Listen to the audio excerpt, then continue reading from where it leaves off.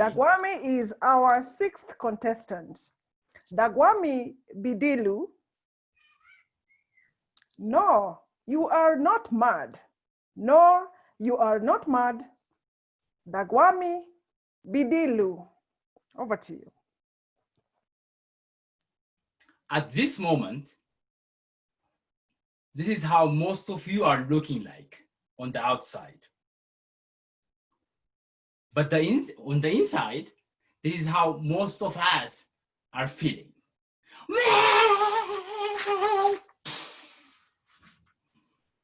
I completely understand the panic. Who would have thought 2020 would be such a nightmare? 2020 was supposed to be this beautiful, easy to pronounce, visually appealing, even numbered year, but in fact, it turned out to be a nightmare. And I would like to say it again, I completely understand why everyone is scared of a virus that's trying to kill us all.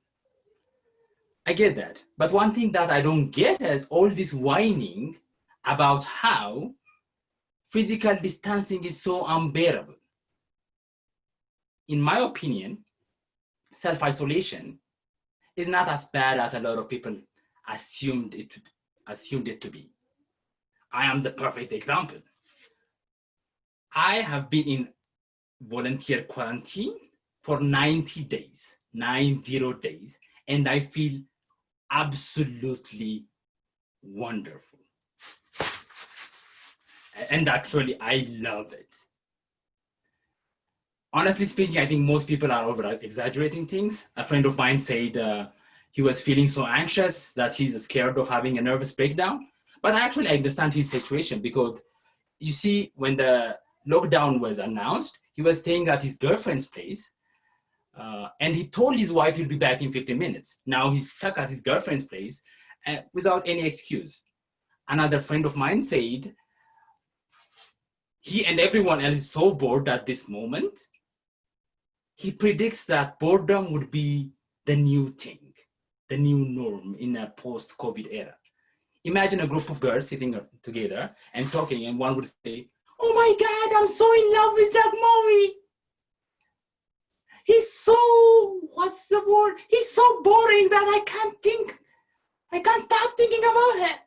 You get my point.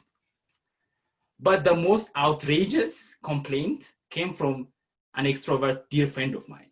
He said he was literally going mad. Now that's crazy because we all know that we can't go mad because we're just sitting at home alone, not doing anything. That's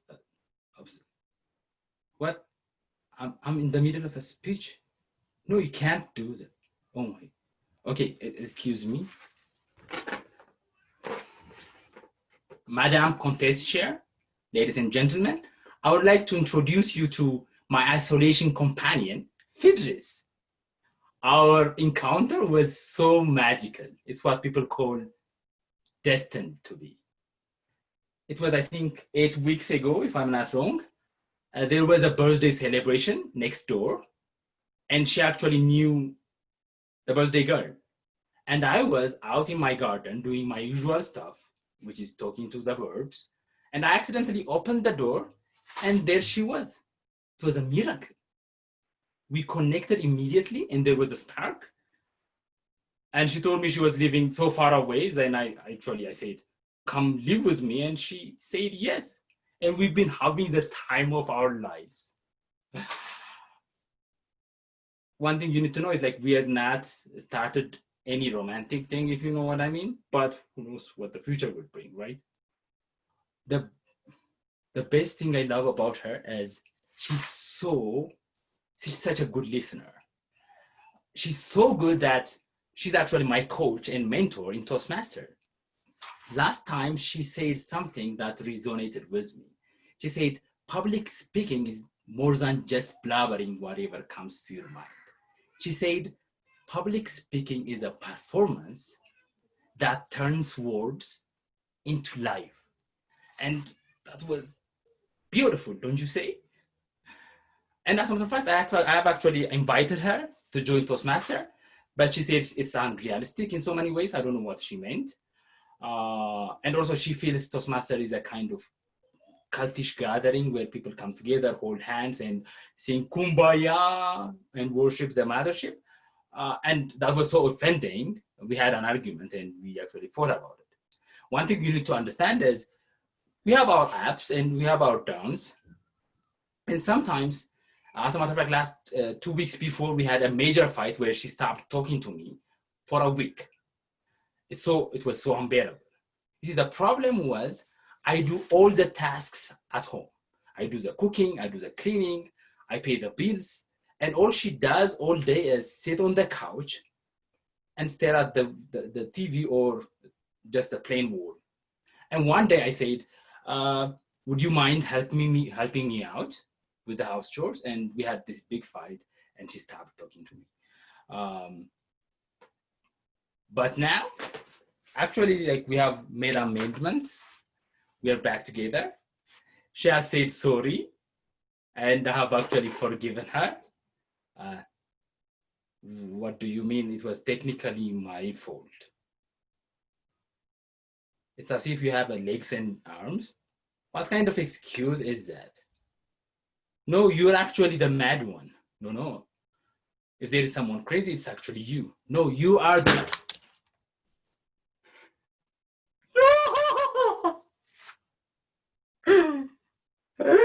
No.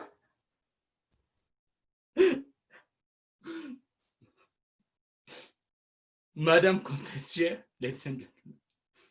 Sorry, but you have to forgive me because I have to go and tell her family what just happened. They're actually staying next room. Back to you.